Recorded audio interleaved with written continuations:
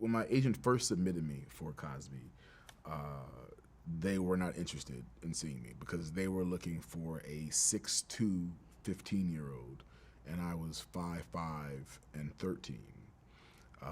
So they weren't interested, and fast forward months later, uh, Good Friday, 1984. My mother had the day off, and she decides we're gonna go hang out. We're gonna go to the movies. Went to like an 11 o'clock movie, and I'm like, Mom, why are we going to the movies so early? And she was like, I don't know, just go out and get the day done. So we had gone to movies, we had gone to eat, we had done some stuff, and by the time we got home, it must have been about 5 o'clock, and we had all these messages on our answering machine from my agent saying I had this audition for the Cosby Show, and or this show with Bill Cosby, and we're like, okay, cool, but we just got home, and so now it's like it's like 5 o'clock on Good Friday, and my agent calls casting and convinces them to stay till I got there. So I don't think I got there till like 6:30 on the Friday, on Good Friday at that. And the casting director had already left, but his casting associate, had stayed. And I remember being in the casting associate's, office, and we're doing the scene. Phones are ringing. Somebody's answering the phone, but my focus was, was right here. And we finished the audition, and she, called the casting director back. It's like, you got to come in. You got to see this guy. And I auditioned for him, and they told me to come back on Monday.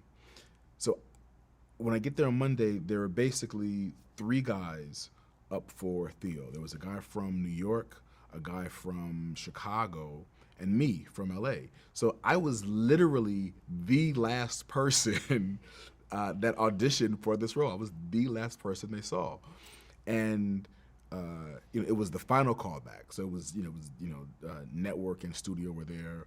A bunch of other actors who were auditioning for the other roles were there, and when I went in,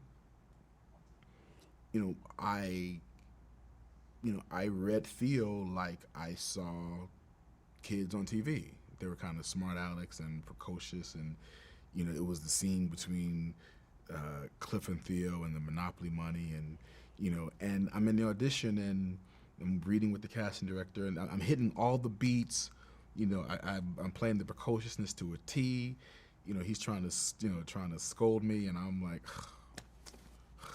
and they're laughing in the room. So I'm doing what I know is good, and I'm killing in the room, and I'm done, and thinking I did a really good job because the room was really feeling me, and I look up at Mr. Cosby, and he's sitting on the back of this chair, and he has his face in his hand, and he says, "Would you really talk to your father like that?"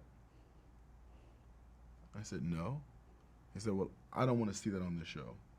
I'll tell you what, you go back out there, you work on it, and you come back and show me something different." And it almost crushed me. I felt like, wow, I think I just, killed this audition. But I had gone with my acting teacher. So we did just that. We went in the hallway, I told him the notes, and we went in and we just reworked it. And when I came back in the room, I did a 180-degree turn, and they dug it. I finished it, and he said, "That's what I'm talking about." And I booked it that day, and it was it was great. And Jay Sandridge always said that I got the job because I knew how to take direction.